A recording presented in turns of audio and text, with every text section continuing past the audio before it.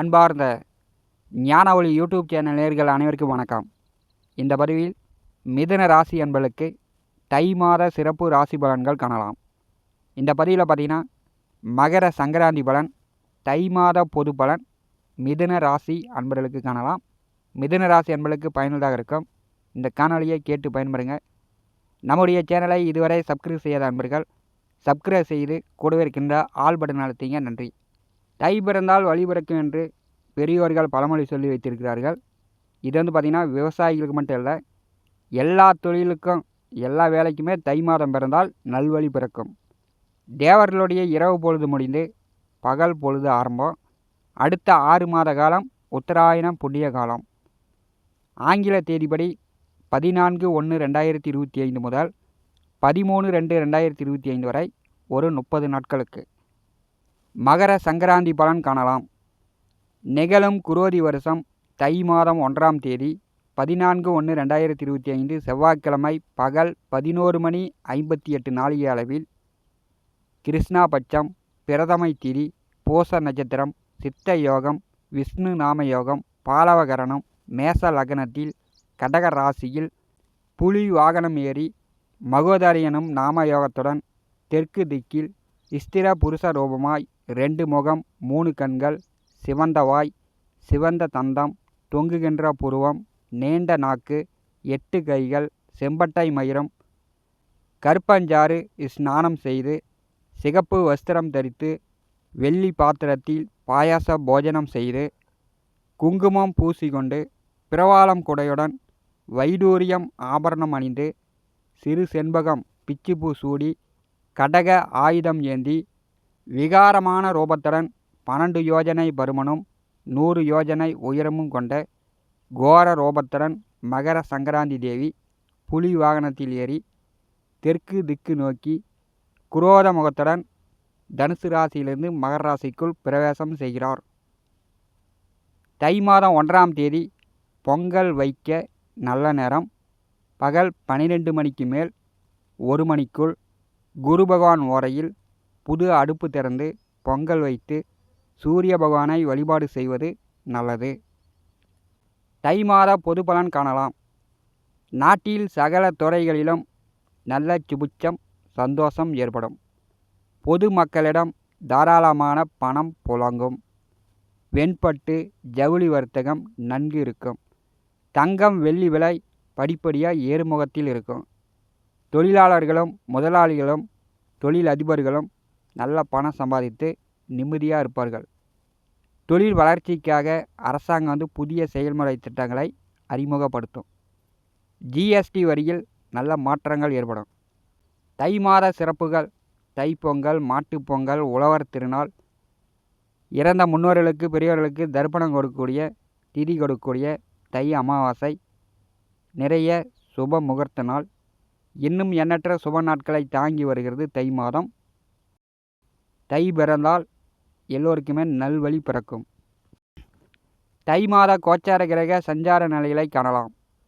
புதன், சூரியன், சுக்கிரன், செவ்வாய் 4 கிரகங்கள் வெவ்வேறு வீடுகளுக்கு பயிற்சி ஆகிறார்கள். மாத கிரகமான சூரியன் தனுசு ராசியிலிருந்து மகர ராசிக்கு பயிற்சி ஆகிறார். தை மாதம் 6ஆம் தேதி தனுசு ராசியிலிருந்து மகர ராசிக்கு புதன் பயிற்சியாகி தை மாதம் 23ஆம் தேதி கும்பராசிக்கு பயிற்சி ஆகிறார். தை மாதம் 15ஆம் தேதி கும்பராசியிலிருந்து மீனராசிக்கு சுக்கிரன் பயிற்சி ஆகிறார். தை மாதம் 5ஆம் தேதி செவ்வாய் வக்கரகதியில் கடகராசியிலிருந்து மிதுன ராசிக்கு பயிற்சி ஆகிறார். மற்ற கிரகங்களை பார்க்கும்போது கன்னிராசியில் கேது, ரிஷபராசியில் குரு வக்கரம், தை மாதம் 29ஆம் தேதி குரு வக்கர நிவர்த்தி, மீனராசியில் ராகு, கும்பராசியில் சனி, புனர்பூச நட்சத்திரம் கடகராசியிலிருந்து சந்திர பகவான் தை மாதத்தை தொடங்கி வைக்கிறார். 9 நவகிரகங்கள் மூலம் வாக்கிய கணித பஞ்சாங்கப்படி தை மாத ராசி பலன் மிதுன ராசி அன்பர்களுக்கு காணலாம். மிதுன ராசி அன்பர்களுக்கு தை மாத கோச்சார கிரகங்கள் எந்த மாதிரியான பலாபலன்கள் கொடுக்க போகிறது என்பதை காணலாம். மிதுன ராசிக்கு 4வது வீட்டிலே கேது அமர்ந்திருக்கிறார். இப்போ பார்த்திங்கன்னா சூரிய நட்சத்திரத்திலே சஞ்சாரம் செய்து கொண்டிருக்கிறார். உங்களுடைய சுய ஜாதகத்தில் கன்னி ராசியில் ராகு, கேது, சனி, குரு இந்த 4 கிரகங்களில் ஏதாவது ஒன்று அமர்ந்து திசை நடந்தால் உங்களுக்கு பிறந்த முதல் குழந்தைக்கு, அது ஆணாக இருக்கலாம் பெண்ணாக இருக்கலாம், 40 வயதாக இருக்கலாம் 50 வயதாக இருக்கலாம், உங்கள் முதல் குழந்தைக்கு உடலில் நோய் நொடி தொந்தரவு, மருத்துவ செலவு, வண்டி வாகன விபத்து, இந்த மாதிரி ஏதாவது ஒரு தொல்லைகள் கண்டிப்பாக ஏற்படும். பூர்வீக சொத்துக்களில் பங்காளி அண்ணன் தம்பி வழியில் பிரச்சனை வரும். இதெல்லாம் இல்லாமல் நீங்கள் கொஞ்சம் கடந்து வருவது நல்லது. 4வது வீட்டிலே சனி அமர்ந்து திசை நடந்தால் கண்டிப்பாக இந்த காலகட்டம் உங்கள் குடும்பத்திற்கு பாதகம் வரும்.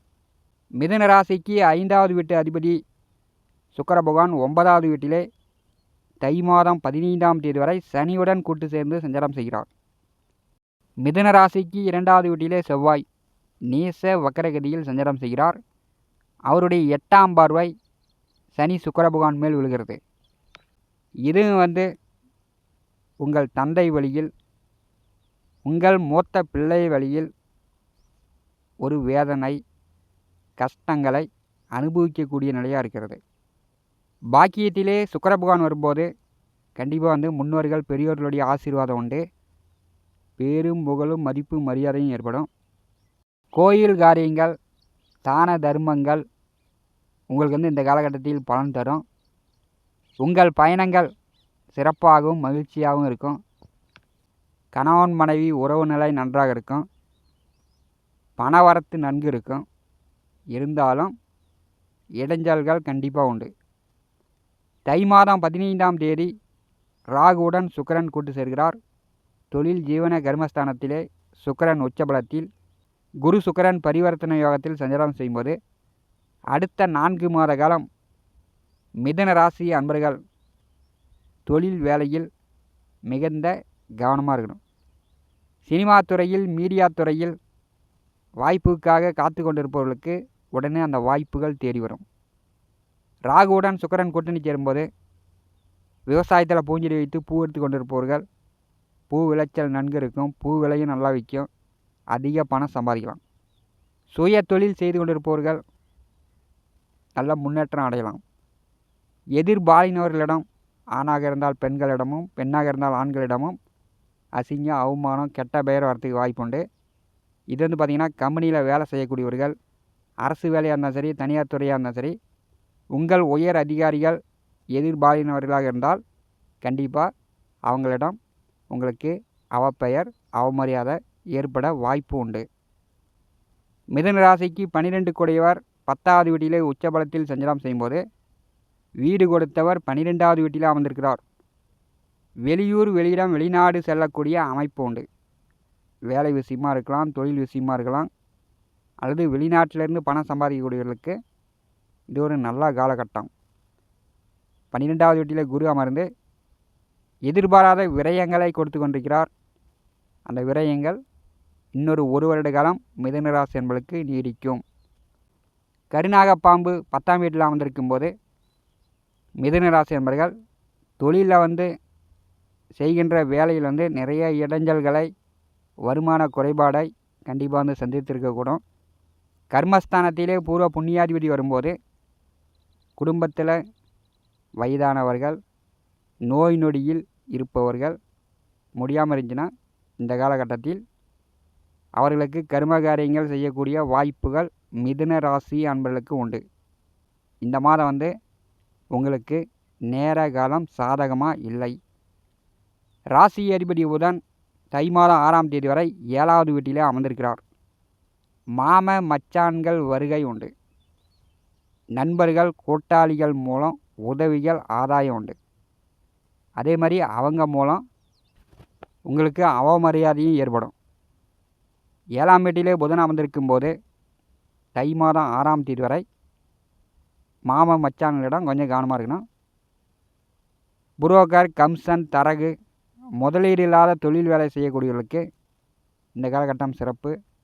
படிப்பு சார்ந்து, மனம் எண்ணம் சார்ந்து பேச்சுவார்த்தையில் கவனமாக இருக்கணும். இல்லைன்னா உங்கள் வாய் வார்த்தையாலேயே குடும்பத்தில் கலகம் ஏற்படும், கவலையும் தரும், காரிய தடையும் ஏற்படும். தை மாதம் 6ஆம் தேதி 8வது வீட்டிற்கு புதன் வருகிறார். முயற்சி ஸ்தானாதிபதி சூரியனுடன் அஷ்டமத்திலே புதன் கூட்டணி சேரும்போது புத ஆதித்ய யோகம் ஏற்படுகிறது. மறைந்த புதனால் நிறைந்த தன யோகம் உண்டு. தை மாதம் 6ஆம் தேதிக்கு பிறகு சற்று பரவாயில்ல. தை மாதம் 6ஆம் தேதிக்கு பிறகு அரசு வேலைக்கு முயற்சி செய்யக்கூடியவர்கள், தேர்வு எழுதக்கூடியவர்கள், தேர்வு எழுதினீங்கன்னா தேர்வில் வெற்றி பெறலாம். அரசு வேலை கிடைப்பதற்கான வாய்ப்புண்டு. அரசு காரியங்கள் மூலம் நன்மைகள் உண்டு. தந்தையிடமோ தந்தை வழி உறவுகளிடமோ பகச்சிக்காதீங்க. எதிர்வாதம், விதண்டாவாதம் பேச்சுகளை தவிர்ப்பது நல்லது. தை மாதம் 23ஆம் தேதி 9ஆம் இடமான பாக்கியஸ்தானத்திற்கு சனியுடன் புதன் கூட்டணி சேரும்போது வீண் பலி, தந்தையார் மூலமோ தந்தை வழி உறவுகள் மூலமோ பயணங்கள், அலைச்சல், உடல் அவஸ்தி ஏற்பட வாய்ப்புண்டு. பெரியவர்களிடம் சாப வார்த்தை சாபஜாமமாக வாங்கக்கூடிய நிலை உண்டு. இதுவரை போகாத கோயிலுக்கு எதிர்பாராத பயணங்கள் தை மாதம் 23ஆம் தேதி பிறகு மிதுன ராசி அன்பர்களுக்கு ஏற்படும். தை மாதம் 5ஆம் தேதி வரை 2வது வீட்டிலே செவ்வாய் அவருடைய 8ஆம் பார்வை சனி பகவான் மேல் விழுகிறது. மிதுன ராசி அன்பர்கள் பணம் பணம் பணம் பணம்னு கை செலவுக்கு பணம் இல்லை, வீட்டில் வச்சுருந்த பணம் காணலை, ஐயோ ஐயோன்னு பணம் பணம்னு அலையக்கூடிய நிலையும் உண்டு. உங்களாலேயே உங்கள் குடும்பத்தில் சண்டை, பிரச்சனை, மனக்குழப்பம் ஏற்படும். மிதுன ராசிக்கு 4ஆம் இடமான சுகஸ்தானத்திலே கேது அமர்ந்திருக்கிறார். ஏறத்தாழ இன்னொரு 4 மாத காலம் சுகஸ்தானத்திலே கேது. இது பார்த்திங்கன்னா சுகக்கேடு. வண்டி, வாகனம், வீடு சார்ந்த செலவுகள் இருக்கும். உடலில் மூச்சு திணறல், இதயம், நுரையீரல் சம்பந்தப்பட்ட, மூலம் சம்பந்தப்பட்ட நோய் தொந்தரவுலாம் வரத்துக்கு வாய்ப்பு உண்டு. ஏன்னா கேது ராகுகேது பயிற்சிக்கு இன்னொரு 4 மாத காலம் இறுதி கட்டத்தில் இருக்கும்போது ரத்தம் டெஸ்ட் எடுத்துங்க. தெரியாத நோய் நொடி இருந்துச்சுன்னா கூட உடனே மருந்து மாத்திரை எடுத்து நோயை நீங்கள் குணப்படுத்தி விடலாம். தை மாதம் 1ஆம் தேதி 2வது வீட்டிலே சந்திரபகவான் ஆட்சி பலம் பெற்று இந்த மாதத்தை தொடங்கி வைக்கிறார். தனஸ்தானாதிபதி 2வது வீட்டில் அமர்ந்திருக்கும் போது பணச்செலவுகள் இந்த மாதம் கூடுதலாகவே இருக்கும். சந்திரன் எப்படி தினந்தோறும் ஒவ்வொரு நட்சத்திரமாக வேகமாக கடக்கிறாரோ உங்களுடைய சேமிப்பு இந்த மாதம் வேகமாக போகும். குடும்பத்தில் ஒரு கலகம், சலசலப்பு. மிதுன ராசி என்பவருடைய குடும்பத்தில் இந்த மாதம் கூடுதலாக தாய் தோக்கிற அளவுக்கு வாய்ப்புண்டு. தை மாதம் 5ஆம் தேதி ஜென்ம ராசிக்கு செவ்வாய் வருகிறார். கோர்ட்டு கேஸு, வழக்கு, வில்லங்கம், சட்ட சிக்கல், கடன்காரர்களுடைய தொந்தரவு, நோய் நொடி தொந்தரவு, மருத்துவ செலவு, இப்படி ஏதோ ஒரு வழியில் மிதுன ராசி அன்பர்களை ஒரு பாடுபடுத்தும். அப்போ நீங்கள் உணர்ச்சி வசப்படாமல், ஆவேசப்படாமல் பொறுமை காப்பது நல்லது. பொறுத்தார் பூமி ஆழ்வார், பொங்கினவர் காடாழ்வார் என்று முன்னோர்கள் பெரியோர்கள் பழமொழி சொல்லி வைத்திருக்கிறார்கள். அது மிதுன ராசிக்காரர்கள் மற்றவர்களுக்கு செவிசாய்க்காமல் எந்த ஒரு வார்த்தைக்கும் விட்டு கொடுக்காமல் பேசிகிட்டு இருந்தீங்கன்னா கண்டிப்பாக இந்த மாதம் உங்கள் குடும்பத்தில் 1008 பிரச்சனை தாண்டவம் ஆடக்கூடிய வாய்ப்புகள் உண்டு. கவனமாக இருங்க. இந்த காணொலியை பற்றி உங்களுடைய மேலான கருத்துக்களை நம்முடைய கான்பாஸில் பதிவு செய்யுங்கள்.